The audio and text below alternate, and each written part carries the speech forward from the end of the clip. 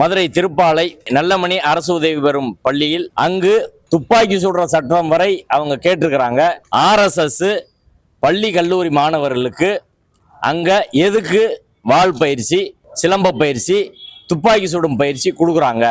யாரை கொல்வதற்காக அவர்கள் செய்கிறார்கள் அப்படின்றதா எங்கள் கேள்வி. ஆயிரக்கணக்கான இஸ்லாமியர்களை நாடு முழுவதும் கொன்றொழித்தது போல மதுரையில் யாரை கொல்ல போறாங்க? போலீஸ் பாதுகாப்போட கவர்மெண்ட் ஸ்கூல்ல அவங்க சாகா நடத்துறாங்க. துப்பாக்கி சுடும் பயிற்சி பள்ளி மாணவர்கள் கொடுக்குறாங்க.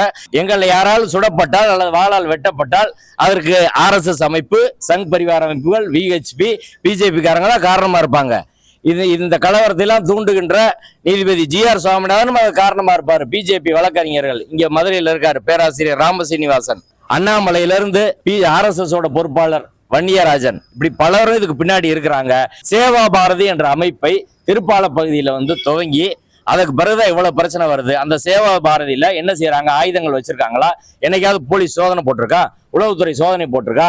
SPO கலெக்டர் என்னைக்காலும் கேட்டிருக்காங்களா? இப்ப சங் பரிவார அமைப்புகளை அரசு நிர்வாகமே வளர்த்து விடுது. மதுரையினோட அமைதியை சீர்குலைப்பதற்காக, மதுரையில் மிகப்பெரிய கலவரத்தை அரங்கேற்றுவதற்காக பள்ளி கல்லூரி மாணவர்கள் எல்லாரும் கொடுத்து ஜாதி அமைப்புகளை கையில் எடுத்து இங்கே ஒரு மிகப்பெரிய ஒரு வன்முறையை உருவாக்குவதற்காக சிக்கந்தர் தர்காவை வைத்து அதற்கான பயிற்சி தான் இப்ப நடந்துகிட்டு இருக்கு.